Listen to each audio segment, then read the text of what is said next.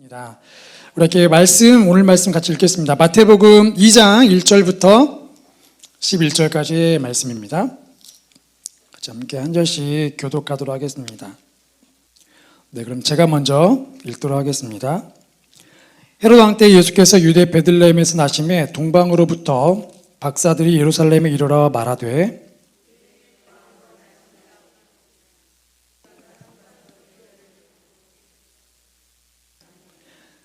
헤롯 왕과 온 예루살렘이 듣고 소동한지라.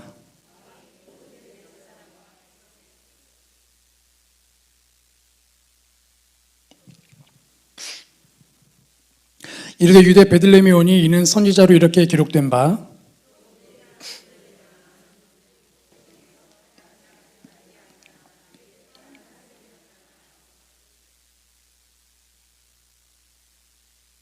이 헤롯이 가만히 박사들을 불러 별이 나타난 때를 자세히 묻고 이르되 가서 아기에 대하여 자세히 알아보고 찾거든 내게 고하여 나도 그에게 경배하게 하라. 박사들이 왕의 말을 듣고 갈새 동방에서 보던 그 별이 문득 앞서 인도하여 가다가 아기 있는 곳 위에 머물러 서 있는지라. 매우 크게 기뻐하더라. 함께 읽겠습니다.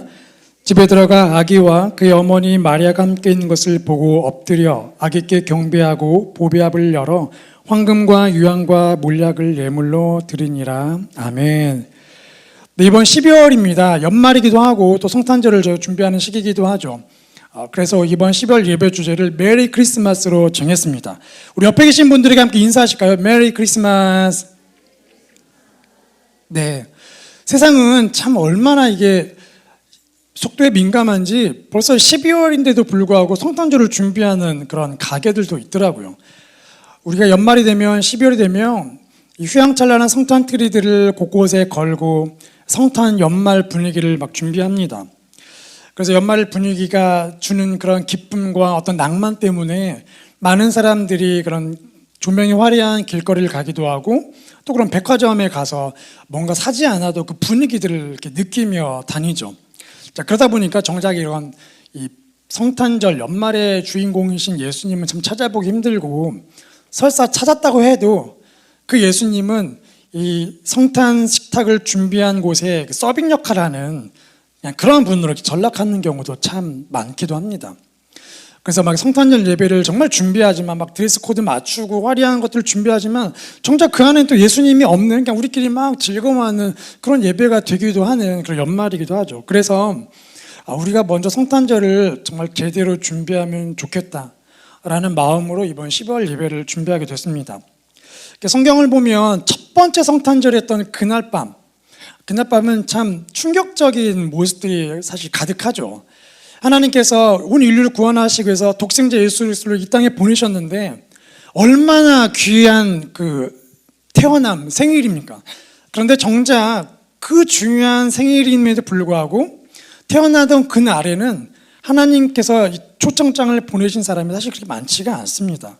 그리고 초청장들을 저희가 12월 한 달 동안 이렇게 쭉 보겠지만 이런 사람한테 초청장을 보내나 싶을 정도로 하나님은 우리의 생각과는 다르게 그 예수님의 나심을 기뻐할 수 있는 초대장들을 특별한 사람들에게 이렇게 보내시죠.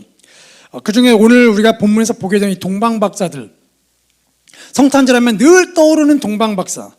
우리가 어릴 때도 성교 갈 때 가장 많이 했던 배역이 동방박사 아닙니까? 가장 많은 사람이 투입되는 3명 이렇게 투입되기도 하죠. 그리고 또 내가 황금을 맡아야 하네, 내가 유황을 맡아야 하네, 그런 다툼도 했던 어린 시절 이렇게 떠올리게 하는 동방박사들. 근데 비단 이 교회 다니는 저희뿐만 아니라 세상 사람들도 성탄절하면 가장 먼저 떠올리는 게 예수님보다 동방박사들입니다. 그 정도로 동방박사는 온 세계에서 유명한 성탄절의 거의 준주인공 역할을 하기도 하죠.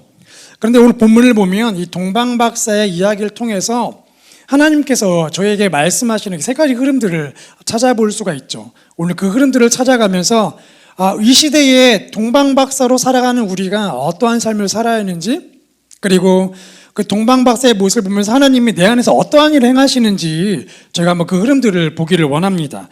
우리 첫 번째, 우리 1절과 2절 말씀을 같이 읽겠습니다. 시작. 헤롯 왕 때에 예수께서 유대 베들레헴에서 나심에 동방으로부터 박사들이 예루살렘에 이르러 말하되 유대인으로 왕으로 나시니가 어디 계시냐? 우리가 동방에서 그의 별을 보고 그에게 경배하러 왔노라 하니. 아멘. 오늘 1, 2절 말씀을 보면서 첫 번째 제가 보게 되는 것은 이 메시아를 경배하는 길은 목숨을 건 여정이었다는 것입니다. 목숨을 건 여정이었다는 것이죠. 왜 목숨을 걸었나? 본문에 보니까 동방박사가 나오는데 동방박사 몇 명인지 모릅니다. 보통 제가 세 가지 예물을 드리니까 3명이라고 말하지만 성경에는 몇 명인지 나오지가 않죠. 그리고 그들이 정확히 어떤 사람인지 성경은 정확히 보여주지 않습니다. 그런데 성경 이외의 이 역사를 뒤져보면 이 동방박사가 누군지 제가 힌트를 얻을 수가 있죠. 자, 북이스라엘과 남유다로 쪼개져서 북이스라엘 멸망하고 남유다도 바벨론으로 해서 멸망되었습니다. 그리고 바벨론은 남유다에 있는 지식인층들, 귀족들과 제사장들을 포로로 끌고 가죠. 그 포로 가운데에 유명했던 사람이 다니엘입니다. 하나님의 영으로 충만했던 다니엘, 포로로 끌려가자마자 독특한 그 사건을 통하여서 정치계에 입문하기 시작하죠. 그리고 결국은 최종 3인자 자리까지 올라가게 됩니다. 바벨론 시대에 가장 최고의 전성기를 누렸던 왕이 느부갓네살 왕인데 느부갓네살 왕 앞에 그 권력 앞에서 하나님의 놀라운 권능들을 막 보여주던 사람이었죠. 그만큼 지혜가 충만하였던 다니엘. 그래서 바벨론의 시대에도 왕권이 바뀌고 정권이 바뀌는 시기에도 끊임없이 그 왕 다음의 자리를 지켰고 나중엔 바벨론이 멸망하고 나라가 바뀌어서 페르시아가 다스리는 그 와중에도 다시 페르시아는 다니엘을 불러서 왕 다음의 자리에 세웁니다. 그 정도로 다니엘은 하나님의 지혜로 충만했다는 것을 인정받았고 또 존중받았던 능력의 사람이죠. 그래서 아마도 그런 다니엘이 사건을 경험하고 사자구를 통하여서 정말 하나님의 유일한 신이라는 것을 왕이 선포하고 그런 믿음들이 계속해서 끊임없이 후대에게 이어졌고 그래서 이스라엘 백성들이 그 땅에서 잘 정착할 수 있었고 어쩌면 이방인들 가운데도 하나님을 믿는 사람들이 나오지 않았겠느냐. 그래서 그 후손이 동방박사가 아니겠냐라는 그런 이야기를 하는 학자들도 있습니다. 근데 또 한편으로는 당시 그 동방이라 하면 동방이 어디인가? 당시 그 주변 국가의 상황을 보면 로마가 이스라엘을 점령하고 있었죠. 그런데 그 이스라엘 동방 쪽에 메소포타미아라는 그 초승달 모양의 지역에 파르티아라는 제국이 있었습니다. 이 제국은 로마에게 정복당하지 않았어요. 그리고 끊임없이 그 로마와 함께 그 분쟁을 겪고 땅과 땅을 차지하기 위한 갈등을 겪고 있었던 나라이죠. 그래서 동방이라 하면 바로 그곳 파르티아 제국입니다. 파르티아 제국은 페르시아의 후손들이 세운 왕국이거든요. 그곳에는 점성술, 이 천문학이 발달되어 있습니다. 그곳에서 천문학과 점성술을 연구하는 사람을 마고스라고 불렀는데 그게 바로 오늘 성경 본문에 박사라고 번역되어 있죠. 그러니까 그 당시에 파르티아 제국에서 최고의 지식인층에 속해 있던 별을 보고 천문학을 연구했던 지식인층 이 마고스 박사들이 어느 날 갑자기 유대인의 왕의 별을 발견하게 되죠. 메시아라는 이름을 가진 별을 발견하게 됩니다. 어쩌면 다니엘을 통해서 그 구약의 예언들이 끊임없이 후손들에게 전해졌고 메시아 이야기가 전해졌을지 모르겠죠. 그러니까 그것이 페르시아에 계속 흘러내려오고 최고의 지식인층이었던 그 마고스 박사 집단들이 어쩌면 그 메시아 이야기를 알고 있을지 모르겠죠.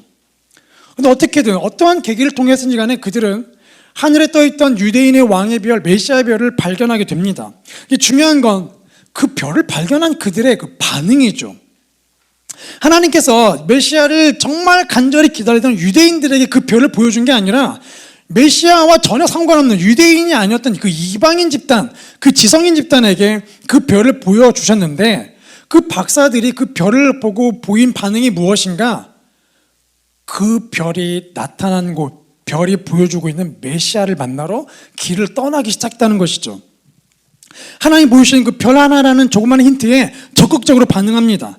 아마도 그들에게는 여전히 그들에게 제국의 왕이 있었죠. 굳이 다른 나라의 왕을 찾아갈 필요가 없습니다. 그들의 왕이 잘 살고 그 왕이 로마를 또 이기면 그 제국이 번성하면 되는데 이상하게도 어떤 하나님의 은혜가 있었는지 모르겠지만 그들이 섬기는 왕 이외에 유대인의 왕을 찾으러 가고 메시아, 구원자라는 이름을 가진 그 메시아를 만나러 길을 떠났다는 것이죠. 근데 그들의 그 여정을 보면 사실 쉽지가 않은 여정입니다. 그 메소포타미아 지역에서 유대라는 지역, 예루살렘이라는 지역을 건너 오려면 사막을 통과해야 하는데 당시에 낙타 속도가 시속 10km래요. 엄청 느립니다. 사람 속도보다는 빠르긴 하죠. 근데 그 낙타를 타고 이동해도 두어 달 정도가 걸리는 그 여정입니다. 더군다나 성경에는 자세히 나오진 않지만 당시에 왕을 만나러 가는 겁니다. 지식인층이 왕을 만나러 가는 거예요. 그냥 어디 동네를 방문하는 게 아닙니다. 그러면 당시에는 사절단을 꾸려 하는 상황입니다. 왕을 만나러 가기 때문에 거기에 합당한 것들을 준비해 가야 하는 거죠. 그리고 긴 사막의 여행입니다. 도둑들이 출몰합니다. 그러니까 그 사절단을 보호할 수 있는 군인들도 데려가야 돼요. 생각해 보면 그 행렬이 길 수밖에 없는 거예요. 그래서 성경을 보면 이 동방박사들이 와서 이 왕을 경배하러 왔노라 말하니까 3절 말씀 보면 헤롯 왕과 온 예루살렘이 듣고 소동했대요. 소동은 그 나라가 시끌벅적 난리가 났다는 것입니다. 왕궁뿐만 아니라 온 예루살렘, 구리시에 왔는데 구리시장뿐만 아니라 구리시에 있는 모든 사람들이 그 소문 듣고 난리가 난 겁니다. 그런 사절단의 규모나 그 모습들을 생각해 보면 사람들이 뭐야 웅성거릴 수밖에 없는 것이죠. 그 정도로 긴 행렬이 왔기 때문에 그 많은 사람들이 사막을 뚫고 간다는 게 참 쉽지가 않습니다. 혼자 여행이면 그나마 괜찮죠. 그 모든 사람들을 챙겨서 떠나는 여정, 얼마나 힘겨운 여정이었겠습니까? 근데 이것뿐만 아니죠. 말씀드린 것처럼 그들은 파르티아 제국에서 출발했습니다. 어쨌든 로마와 적대국 관계입니다. 그런데 그들이 로마가 다스리고 있는 그 땅으로 들어가는 거예요. 적군으로 분명히 보일 수밖에 없고 어쩌면 정탐꾼으로 보일 수밖에 없는, 스파이로 보일 수 있는 그런 상황들, 그러니까 목숨을 걸고 가야 하는 상황인 겁니다. 더군다나 헤로드 왕 앞에 도착해서 이렇게 얘기하잖아요. 지금 번듯이 왕이 있고 로마 황제가 유대를 다스리라고 세운 그 왕인데 그 헤로드 왕 앞에서 이렇게 이야기합니다. 유대의 왕으로 나신 이가 누굽니까? 경배하러 왔습니다. 그리고 성경에는 유대인은 왕으로 나오지만 나중에 헤롯이 종교 지도자를 불러서 야, 그리스도가 태어났다며? 그리스도가 어디서 태어났어? 그 그리스도, 그리스어로는 그리스도지만 히브리어로 말하면 메시아잖아요. 그러니까 이 박사들이 헤로드 왕에게 메시아라는 말을 한 겁니다. 메시아가 태어났다면서요? 메시아가 어디 있습니까? 그리스도가 태어났다면서 어디입니까? 구원자가 태어났다면서요? 구원자라는 단어입니다. 지금 왕 앞에서 이들을 구원할 구원자를 언급한다는 게 제정신이 아니고는 말할 수가 없죠. 그러니까 이들은 이 목숨을 건 여정을 지금 떠나고 있고 헤로드 왕 앞에서도 목숨을 걸고 이야기하고 있는 겁니다. 나는 당신이 아니라 로마의 황제가 아니라 메시아로 태어난 그 왕을 경배하러 왔습니다. 그에게 경배하러 왔습니다. 당신이 아닙니다. 과연 우리도 이 동방박사들처럼 그렇게 고백할 수 있을까요? 우리가 금방 찬양한 것처럼 주님, 저는 어린 양 하나로 충분합니다. 저는 예수님 한 분만으로 충분합니다. 저는 예수님만을 경배하러 왔습니다. 이게 쉬운 일일까요? 쉽지가 않습니다. 우리가 평소에 왕으로 모시고 살아가는 존재가 얼마나 많습니까? 우리가 품에 안고 있는 자녀 얼마나 우리가 왕으로 모시고 살아갑니까? 또 우리의 가족들, 우리의 남편들, 우리가 하고 있는 일들, 또는 우리가 갖고 있는 어떤 재물들, 재산들을 우리가 왕으로 모시고 살아가죠. 그것이 조금만 사라지고 조금만 누가 다치고 그러면 우리는 금방 우리의 마음이 흐트러지기 시작합니다. 만약에 이곳에 있는 우리가 예배를 드리고 있다가 갑자기 우리 가족 누군가가 사고를 당했다, 응급실에 갔다, 우리는 곧바로 하나님께 집중을 못합니다. 하나님을 경배하러 왔는데 잠시만요, 지금 제 왕은 생각해 보니까 제 자녀네요. 잠깐만 이따가 예배하러 올게요. 우리는 당장 응급실로 달려가게 되는 겁니다. 가지 않더라도 계속 마음이 그곳에 집중될 수밖에 없는 거죠. 우리의 왕은 사실 예수님이라고 말하지만, 경배하러 왔다고 말하지만 어쩌면 우리의 왕은 예수님이 아니라 다른 것들일 수가 있죠. 또 역설적이게도 이 예배가 우리의 왕이 될 수도 있습니다. 하나님을 예배하러 온 게 아니라 그냥 이 자리가 좋아서, 하나님이 빠져버린 예배, 그냥 찬양하는 게 좋아서, 어떤 영적인 신비로운 체험이 좋아서 그렇게 왔다면 이 예배도 사실은 우리가 섬기는 또 다른 왕이 될 수도 있는 것이죠. 그렇기 때문에 동방박사의 고백처럼 내가 그에게 경배하러 왔노라, 헤로드 앞에서, 왕 앞에서 네가 아닌 진짜 왕을 경배하러 왔다고 말한다는 건 사실 목숨을 걸어야 하기도 하고 기나긴 사막을 여정을 통과해야 하는 힘겨운 고백이 될 수도 있죠. 하지만 하나님께서는 오늘 분명하게 말씀하십니다. 오늘 우리가 그럼에도 불구하고 예수님이 나의 왕이라고 고백하는 그런 연습을 하고 그렇게 살아가는 것, 이전에는 한 번도 그렇게 하지 못했지만 이제는 한 번이라도 해보는 것, 내일이면 2번 해보는 것, 그렇게 우리가 조금씩 예수님을 나의 왕이라고 고백하며 살아가기를 하나님이 원하시죠. 그래서 오늘 이 자리 가운데 불러주신 것이죠. 그렇게 동방박사들은 목숨을 건 여정을 떠났습니다. 두 번째, 동방박사의 모습 가운데 우리가 보게 되는 것은 하나님은 이 메시아를 경배하기를 원하는 동방박사들 소원을 들어주셨다는 겁니다. 그들의 소원을 들어주셨다는 거예요. 동방박사들이 예루살렘에 도착했습니다. 그런데 도착해 보니까 분위기가 이상한 거예요. 아기 왕의 울음소리가 들리지도 않고, 보통 아기가 태어나면 그 아기를 막 소중히 안고 막 왕궁이 기뻐해야 할 텐데 왕궁에 전혀 아기가 태어난 분위기가 아닙니다. 더군다나 놀라운 건 그들을 맞이한 헤로드 왕의 얼굴에 아기 새로 태어난 왕을 얘기하니까 당황하기 시작하는 거예요. 전혀 새로운 일을 듣고 있는 것처럼 당황하고 있습니다. 그들의 마음이 이거 뭐지? 하지 않았을까요? 분명히 동방에서 봤던 그 별이 유대인의 왕이었는데, 그러면 유대 왕이니까 유대 왕궁을 온 건데 왜 여기 사람들은 그 왕을 모르고 있지? 헛걸음친 거 아니야? 갑자기 그들의 마음에 허무함이 생길지도 모르겠죠. 더군다나 이 허탕을 친 것 같은 분위기 속에 헤로드 왕이 특이한 제안을 합니다. 우리 7절과 8절 말씀을 같이 읽겠습니다. 시작. 이 헤롯이 가만히 박사들을 불러 별이 나타난 때를 자세히 묻고 베들레헴으로 보내며 이르되 가서 자세히 알아보고 찾거든 내게 구하여 나도 가서 그에게 경배하게 하라. 헤로드 왕이 이상한 명령을 하죠. 종교 지도자를 통해서 야 뭐야 저기 박사들이 말한 그리스도가 뭐야? 성경에 나와 있어? 나와 있습니다. 미가서에 보니까 베들레헴에 나와 있더라고요. 그 베들레헴을 박사들에게 알려줍니다. 우리가 찾아 베들레헴에 가면 그 아기 왕이 있는 것 같소. 당신이 가서 자세하게 알아보고 돌아와서 나에게 정보를 주면 나도 가서 그 왕을 경배하겠다. 여러분 이상하지 않습니까? 왕의 권력이면 신하들 보내면 금방 파악하죠. 금방 알아낼 수 있는데 자기 신하들을 보내지 않아요. 그리고 오히려 동방박사들을 보냅니다. 뭔가 이 꺼림칙한 이 분위기, 왕이 태어났는데 그 태어남을 기뻐하지 않는 이 분위기, 뭔가 되게 조심스러워하고, 특별히 동방박사들을 가만히 불렀다고 되어 있어요. 가만히, 영어로 보면 비밀스럽게 불렀다고 되어 있습니다. 우리가 이렇게 가만히 다가갈 때 주로 어떤 때 가만히 다가간가요? 다른 사람들이 못 듣게 너만 알고 있어라 가만히 말합니다. 그것이 나쁜 계획이든 좋은 의도인지 간에 다른 사람들이 듣지 못하도록 조용히 말한다는 거예요. 즉 헤로드 왕은 새로운 왕이 태어난 이 소식을 만방에 알리는 게 아니라 조용히 확인해 보고 있는 겁니다. 뭔가 낌새가 이상하죠. 이 정도 상황이면 분명히 불평과 후회가 몰려올 수 있습니다. 이 별 하나, 그 별 하나 바라보고 사막을 뚫고 왔고 목숨 걸고 이 땅에 왔는데 전혀 왕이 태어난 소식을 아무도 모르는 이 상황, 이제는 왕궁이 아니라 베들레헴 동네로 가서 알아보라고 하는, 너희가 알아보라고 하는 그 허무한 제안들, 아마도 이 온갖 불평과 후회가 막 몰려올 것 같고 자신들을 믿고 따라온 저 사람들을 볼 때에 막 미안한 마음도 들 수도 있었겠죠. 그래서 만약에 포기하고 땅만 쳐다봤다면 그걸로 끝났을 겁니다. 그런데 그들이 포기하지 않고 다시 나오죠. 그 헤로드 왕의 제안에 따라 그들이 다시 나옵니다. 근데 그때 하나님께서 역사하시죠.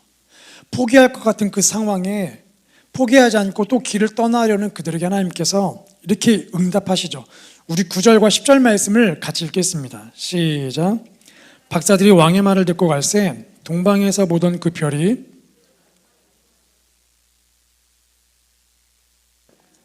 그들이 별을 보고 매우 크게 기뻐하고 기뻐하더라. 영어 성경을 보면 이렇게 나와 있는 거예요. 동방에서 봤던 별이 사라졌습니다. 그런데 그들이 헤롯 궁전에서 나오니까 살아있던 그 별이 다시 나타났어요. 근데 이제는 그 별이 그들을 인도해 가기 시작합니다. 동방에서부터 별을 보고 온 게 아니라 동방에서 봤던 그 별을 보고 메시아가 태어났구나 알고 그냥 유대로 온 건데 그 사라진 별이 다시 나타난 거예요. 그리고 이제는 그 별이 멈춰 있는 게 아니라 그들을 인도해 갔다고 기록되어 있습니다. 그래서 그들이 그 별을 보고 기뻐한 거예요. 처음에 그들이 봤던 그 계시가 다시 나타났으니까 너무 기뻐한 겁니다. 왕이 태어난 게 아닌가 잘못 왔나라고 생각하고 있는 그 와중에 그 별을 보니까 아니구나, 잘 찾아온 거구나. 하나님께서 그들 가운데 허무함이 몰려오고 포기하려는 그 순간에 포기하지 않고 다시 일어서는 그들에게 그 별을 다시 보여주신 거예요. 그리고 이제는 그 별이 보인 게 아니라 그들이 그 별을 따라갔다, 별이 그들을 인도해 갔다라는 겁니다. 특이한 건 그 별이 하늘에 떴는데 헤로드 왕과 온 유대인, 이 메시아를 기다리는 유대인들, 심지어 그 성경을 아주 정확하게 알고 있는 종교 지도자들도 그 별을 못 보고 동방박사들만 그 별을 봤습니다. 그리고 결국은 그 별을 따라가게 됐죠. 우리도 그럴 때가 있지 않았습니까? 뭔가 이렇게 중간 열심히 달려왔어요. 기도하고 달려왔습니다. 그런데 중간에 포기하고 싶을 때가 생기죠. 야, 이거 뭐지? 허무함이 몰려올 때가 있습니다. 야, 내가 잘 온 거 맞아? 이거 잘못 온 거 아니야? 이거 아니었나? 이번 코로나 시기에 제가 겪었던 가장 힘든 일이 뭐였냐면 코로나입니다. 예배도 영상으로 예배를 드려야 하잖아요. 그래서 가장 코로나가 심할 때를 제외하고 계속 아이들을, 고등부 친구들을 만나러 갔습니다. 일주일에 한 명, 최소한 2명 책임감을 가지고 만나지 않으면 나는 고등부 교역자 아니다라는 마음을 갖고 어떻게든 그 친구들을 만나러 다녔어요. 만나서 같이 이야기 나누고 그 이야기 듣고 기도하고 또 예배 나와라 꼭 이야기 나누고 헤어집니다. 그런데 그렇게 신방을 다니고 막상 영상 예배를 들어보면 또 현장 예배가 시작돼서 현장에 딱 가보면 그 신방한 친구들 어떻게 기가 막히게 안 나와요. 아무도 안 나옵니다. 전 신방에서 얼마나 그 기대감이 있겠어요. 그럼 문 앞에서 기다리죠. 안 와요. 신방을 가면 안 와요, 이상하게. 그러니까 이게 이 허무함들이 계속 쌓이기 시작하는 겁니다. 나중에는 신방을 가지 말아나? 차라리 신방을 안 가면 기대도 없지. 나중에는 허무함이 몰려오면서 제가 청소년 사역 지금 14년째인데 14년상 처음으로 그만해야 하나? 라는 생각이 들더라고요. 처음이었습니다. 그만 내려놔야 하나? 나는 이제 더 이상 아닌 건가? 그 허무함이 몰려오면서 정말 좌절하게 되더라고요. 그런데 정말 좌절하고 포기하려고 정말 마음을 거의 굳게 먹어가는 그 와중에 갑자기 한 친구에서 연락이 왔습니다. 목사님, 저 가출했는데 갈 데가 없어요. 연락해도 그렇게 전화를 안 받던 그 친구 연락이 갑자기 온 겁니다. 그래서 어디야? 그래서 급히 만나러 갔어요. 수산동에서 만났습니다. 왜 가출했니? 무슨 일 있었니? 그 이야기를 들으니까 정말 가서 그 어머니를 붙잡고 정말 뭐라고 소리를 치고 싶더라고요. 그래, 정말 힘들었겠다. 근데 오늘 밤 어디서 머물 거야? 아주 고민 중이에요. 야, 연락해보고 정 없으면 나한테 연락해. 그러면 저기 여우서울에 너 잠잘 데 있다. 나랑 같이 잠자자. 결국은 친구 집에 연락해서 친구 집에서 머물기로 했다는 거예요. 그래서 만나고 같이 이야기 나누고 울면서 기도하고 헤어졌습니다. 계속 걱정이 되는 거죠. 그 밤에 하여튼 잠잘 곳을 구했다는 연락을 받았어요. 야, 진짜 다행이다. 야, 하나님이 너 진짜 사랑하시는구나. 야, 어떻게 나한테 연락할 생각이냐? 넌 나한테 답장 한 번도 안 하더니. 근데 목사님이 생각났다는 거예요.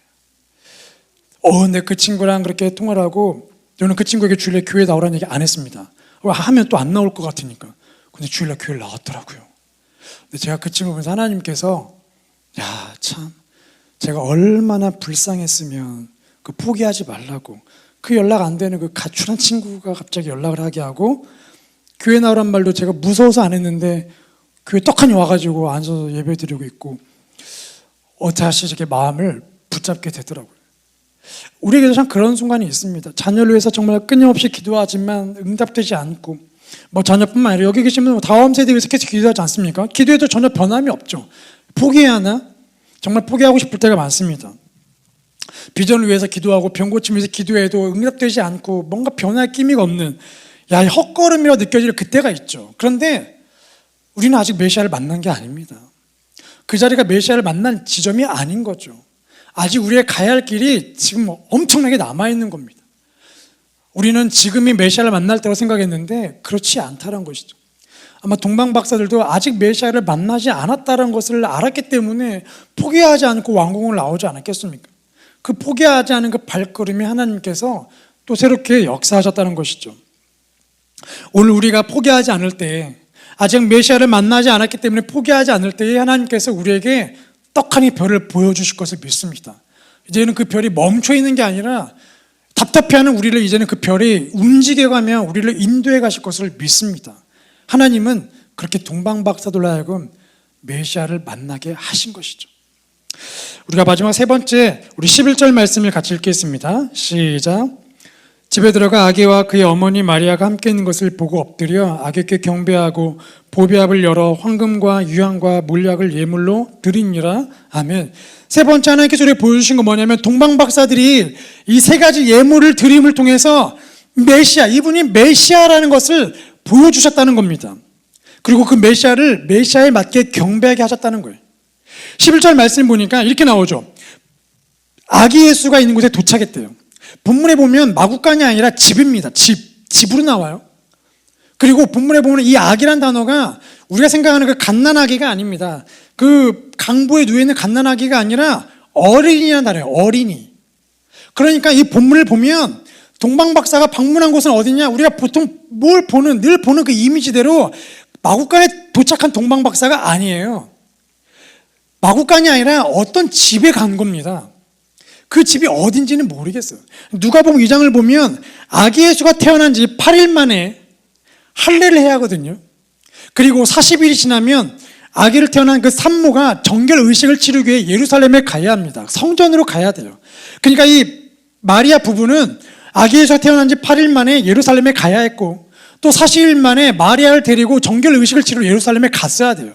그리고 예루살렘 방문한 다음에 어디로 가냐? 나사렛으로 갑니다. 그러니까 이 동방박사들이 베들레헴으로 갔는지 어디로 갔는지 우리가 몰라요. 성경에는 정확히 나오지 않습니다. 다만 별이 그들을 인도하여 갔고 아기가 있는 곳에 도착했다라고 나와 있습니다. 하나님은 성경을 통해서 아기 예수가 태어난 동방박사들이 만난 정확한 지점을 말하지 않아요. 장소를 말하지 않습니다. 아마 말했으면 그곳은 예수님보다 또 유명한 곳이 됐겠죠. 예수님은 관심 없고 예수님이 태어나신 곳이래, 동방박사 간 곳이래, 야 우리 가보자, 또 하나의 성지가 되고 또 하나의 관광 명소가 됐겠죠. 하나님은 그 장소를 우리에게 말씀하지 않고 오히려 그 동방박사들이 메시아에게 행했던 그 행동들을 우리에게 보여주시죠. 그 행동은 세 가지 예물을 드린 겁니다. 세 가지 예물, 우리가 너무 잘 알고 있는 황금, 유향, 몰약이죠. 황금이 뭘 의미할까요? 변치 않는 겁니다. 우리가 결혼하면 결혼 반지 맞출 때 혹시 구리로 반지 맞추신 분 계세요? 그렇지 않습니다. 아기가 돌 되면은 뭐 선물하잖아요. 구리로 된 청동으로 있는 것도 막 덩어리 주시나요? 그렇지 않습니다. 금을 줘요. 금으로 반지를 만들고, 심지어 사춘기 청소년들도 자기 커플 반지 만들 때 그 금에 뭘로 해야 할지, 그 금으로 반지를 만들라는 그 단순한 것도 그들이 알고 있습니다. 그 정도로 이 금은 변치 않는 것, 변치 않는 것을 의미합니다. 영원함을 의미하죠. 이 황금은, 그들 동방박사들이 이 황금을 드리면서 어떤 걸 얘기했겠습니까? 가난하니까 이걸 가지고 팔아서 부자로 사지, 이런 게 아닙니다. 그들은 메시아, 그 구원자가 어떤 분인지 알고 있는 거예요. 그래서 그 구원주에 합당한 황금을 드리면서 메시아 구원자는 영원한 왕입니다. 그 왕위는 변하지 않는 그 영원성을 의미하고 선포했던 겁니다. 또 유향을 드렸습니다. 유향은 이스라엘에서 나지 않는 진귀한 거죠. 누가복음에 보면 그 향유를 예수님께 드렸던 가룟 유다가 그걸 보고 말하죠. 에이, 저걸 비싼 걸 팔아서 가난한 자를 도우면 되지, 뭘 예수님께 부어 낭비를 하고 있네? 유향은 참 비싼 겁니다. 근데 유향이 언제 쓰이느냐? 대제사장이 이 지성소에 들어갈 때 그 거룩한 향을 만들어야 하는데 그 거룩한 향에 들어가는 게 유향이에요. 지성소 안에서만, 지성소 안에 가득히 채우는 그 향기. 저희는 들어가 본 적이 없는데 아마 대제사장은 그 향기를 잘 알기 때문에 1년에 딱 한 번 들어가긴 하지만 365일, 하루를 뺀 364일 동안은 아마도 그 향기가 아마 각인되어 있을 거예요. 아마도 그 어디서든 그것을 또 만들게 되면 그 향기가 다시 한번 이렇게 스며들면서 그 지성소 안에 들어갈 때 그 거룩한 그 긴장과 그 두려움, 그 경외감들이 또 막 스물스물 몰려왔겠죠. 그 유향은 바로 그 대제사장을 의미합니다. 또 유향은 그 기도를 상징하죠. 향기는 기도를 상징합니다. 그곳에 하나님의 가득한 임재, 하나님을 만날 수 있는 유일한 사람, 대제사장. 그러니까 얘 메시아는 누구냐? 바로 그 대제사장 역할을 하신다는 거예요. 우리의 죄를 중보하러 가시고 우리를 대신해서 하나님을 만나는 그 제사장, 대제사장 역할을 하시는 메시아, 이 아기는 바로 그 대제사장 역할을 하시는 메시아라는 걸 선포하고 있는 거예요. 마지막 몰약을 드렸죠. 이 몰약도 비싼 거라고 하죠. 저는 뭐 본 적이 없는데 일반인은 쉽게 구할 수 없는 방부제, 시체가 썩지 않도록 하는 방부제죠. 그래서 당시에 부자들은 사람이 죽으면 그 몰약으로 방부제 처리를 했다고 합니다. 흔치 않은 일들이죠. 이 몰약을 왜 드렸을까요? 이 아기는 태어났지만 언젠간 죽는다는 겁니다. 하지만 죽지만 그의 시체가 썩지 않기를 소망한다는 거예요. 당시 유대인들은 이렇게 생각하는 겁니다. 사람이 죽으면 부활할 건데 시체가 썩지 않고 그대로 부활한다는 거예요. 그래서 방부제 처리에 그렇게 정성을 들인 거죠. 그러니까 이 아기는 죽지만 죽지 않고 또 부활하는 것을 의미하는, 대속해서 우리를 위해 죽으시는 메시아 구원자를 의미하고 선포했던 겁니다. 이 동방박사들이 이 예물을 드리면서 결국은 그 예수님께서 메시아로 오셨기 때문에, 내가 본 메시아의 별, 이분은 메시아이고 그렇기 때문에 메시아에 합당한 그 예배를, 합당한 예물을 드리고 있는 것이죠. 이 모습을 보면서 우리에게 질문해 봅니다. 우리도 과연 예수님을 왕으로 모시고 살아가나? 왕이라고 말하고 있는데 그 왕에게 합당한 대우를 하고 있나? 왕에게 합당한 대우를 한다는 건 그 왕의 권능과 주권을 인정한다는 겁니다. 그러면 그 왕이 무엇을 말씀하시든 내가 순종하는 거예요. 그것이 왕에게 합당한 대우를 하는 것이죠. 우리의 삶 가운데에 참 순종하기 어려운 상황들이 참 많습니다. 분명히 하나님 말씀하신 거 맞는데 내가 분명히 말씀을 통해서 확인도 했고 그 말씀 맞는데 순종하기가 어려울 때가 있죠. 그것은 단지 불순종하는 게 아닙니다. 예수님을 왕의 자리에서 끌어내리는 거예요. 당신이 왕이 아니라 잠깐 내려와 계셔보세요. 지금은 내 평안이 먼저 왕이 돼야 하고 내 건강이 왕이 돼야 돼요. 지금 내 가족이 왕이 돼야 하니까 잠깐 내려와 보세요. 그리고 내 가족을 그 왕의 자리에 올리고 경배하고 있는 겁니다. 메시아에게 합당한 경배를 드리고 있는 게 아니죠. 그에게 경배하러 왔노라고 말한 동방박사들은 정말 경배를 했습니다. 오늘 우리가 하나님을 예배한다고 말하고 있는데 정말 그 하나님을, 그 예수님을 왕으로 경배하고 있는지 오늘 하나님은 동방박사를 통해 우리에게 질문하고 계세요. 누구를 왕으로 인정하고 살아가느냐에 따라서 그 사람의 인생이 달라지죠. 왕의 권능과 왕의 능력, 왕이 명령했으니 그에 합당한 능력들을 주시고 군사들을 보내고 신하들을 보내고 땅도 사주고 집도 사주고 그 일을 할 수 있도록 보낼 텐데 지금 당장 내 안에 있는 무능력에 집중한다면 우리는 그 왕을 모시고 살아가는 기쁨을 못 누리고 살아갈 겁니다. 하나님은 메시아를 기다리는 유대인들에게 별을 보여준 게 아니라 메시아와 전혀 관련이 없던 이방인들에게 보여주셨고 그 이방인들은 독특하게도 온 열정과 정성을 다해 그 메시아를 만나러 먼 여정을 왔습니다. 오늘 동일하게 우리를 초청하세요. 메시아를 만나는 그 여정에 초청하십니다. 아직 우리가 온전히 만나지 못했죠. 만났으면 정말 인생 바뀝니다. 근데 아직 온전히 만나지 못했습니다. 겉자락을 봤을지도 모르겠죠. 발바닥을 봤을지도 모릅니다. 십자가 달리신 예수님을 봤을지도 모르겠죠. 그러나 그 예수님을 온전히 우리가 온몸을 아직은 끌어안지는 못하고 있습니다. 오늘 하나님 우리를 초청하세요. 온몸으로 그분을 끌어안고 왕으로 모시고 살아가라고 우리를 초청하고 있습니다. 우리 이렇게 어린 아이들 참 보면 이렇게 가끔 어떻게 저렇게 독특한 것들을 이렇게 깨달을 때가 있지 않습니까? 이렇게 베스킨라빈스를 이렇게 지나가잖아요. 그러면 독특하게 그 멀리서 간판, 글자도 모르는 애가 그 간판을 보고 아이스크림 먹고 싶다. 저기 아이스크림 있는데라고 반응하지 않습니까? 제가 이 얘기를 했더니 어떤 분이 아이고 목사님 그거는 별거 아니에요. 우리 애가 영어 배우는데 B자, 영어 A, B, B자를 봤는데 아이스크림 집이다라고 반응하더라고요. 이 아이들의 이 본능이 참 대단해요. 정직합니다. 우리 안에 이런 영적 본능이 필요하다는 거죠. 우리가 아직 왕을 온전히 보지 못했지만 그 왕이라는 흔적을 발견한 순간 저기 왕이 계신다고 달려갈 수 있는 거기서 온 집중되는 것. 우리 아이들 차 태우고 가면서 보세요. 베스킨라빈스 이렇게 지나가 보십시오. 처음 간판을 발견한 그 순간 그 간판이 멀을 때까지 아이들이 시선을 떼지 않습니다. 계속해서 살을 때까지 보죠. 끊임없이 엄마한테 말합니다. 아이스크림. 집에 가서 계속 쫄르죠. 짜증나도록 쫄릴 겁니다. 그런 영적인 그 집착 본능들 오늘 우리 안에 말씀하시고요. 동방박사들이 보였던 그 별에 대한 집착. 만나지 않았지만 별을 봤을 때 크게 기뻐하였더라. 아직 만나지 않았는데 크게 기뻐하였더라. 오늘 우리 안에 이 영적 본능이 살아나기 소망합니다. 예수님을 왕으로 모시고 살아가는 것, 우리 가정에서, 우리 일터에서 우리가 무슨 일을 하든 누구를 만나든지 간에 하나님께서 왕이 누구신지를 힌트를 보여주시면 우리가 거기에 온전히 반응할 수 있기를 소망하고 축복합니다. 이번 12월 예배를 통해서 주여 우리에게 이런 영적 반응을 보여주십시오. 우리가 이렇게 살기를 소망합니다. 마태복음 1장 23절을 보면 이런 말씀이 있죠. 같이 읽어보겠습니다. 시작. 보라 자녀가 잉태하여 아들을 낳을 것이요 그의 이름은 임마누엘이라 하리라 하셨으니 이를 번역한즉 하나님이 우리와 함께 계시다 함이라. 동방박사들은 이미 메시아를 만나러 갔지만 그 별을 보기 이전부터 하나님이 그들과 함께 계셨습니다. 그래서 별을 보여주시고 포기할 그 순간 또다시 그들을 일으켜 세우시고 인도하셨어요. 하나님은 우리의 기도가 응답되는 그 순간 함께 하는 것이 아니라 이미 그 전부터 우리와 함께 계셔서 우리를 인도하십니다. 오늘 그 하나님을 왕으로 모시고 살아가는 우리의 12월 연말 또 내년을 준비하는 저희의 삶이 되길 소망합니다.